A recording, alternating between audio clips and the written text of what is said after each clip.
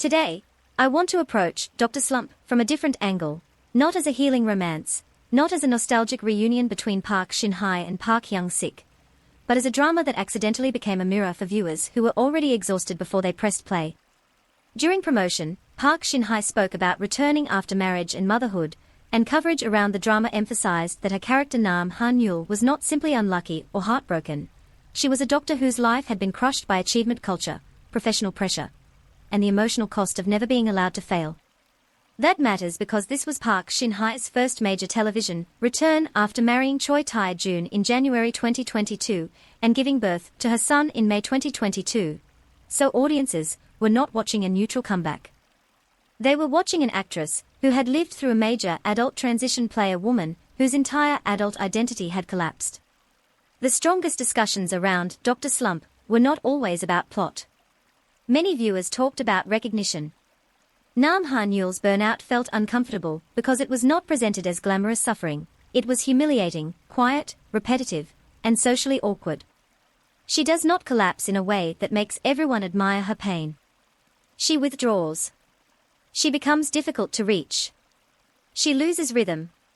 She has spent her life becoming useful, excellent, disciplined, and respected, only to discover that those qualities cannot protect her from depression. That is why some fans described the drama as healing while others found it emotionally heavy or even too close to real life. The romance works not because it rescues her, but because it gives her a witness, someone who sees the failure without immediately turning it into a lesson. The Park Hyung-sik reunion created the hook, but the drama's value depends on how much it refuses to recreate the heirs. Press coverage highlighted that the two actors were working together again after 11 years, which naturally triggered nostalgia, but the emotional grammar is completely different. In The Heirs, Park Shin-hye's character exists inside youthful melodrama, class pressure, and fantasy romance. In Dr. Slump, her character is an adult professional who has already won the academic race and still ended up broken. That difference is crucial. The old chemistry was built around longing and obstruction. The new chemistry is built around fatigue, embarrassment, and the strange intimacy of two people who no longer have the energy to perform success. One of the most interesting fan interpretations is that Park Shin-hye's real-life maturity changed the texture of the role. This does not mean she is playing herself, which would be a lazy reading. It means that her screen presence no longer needs to force youthful urgency. She can sit in silence longer.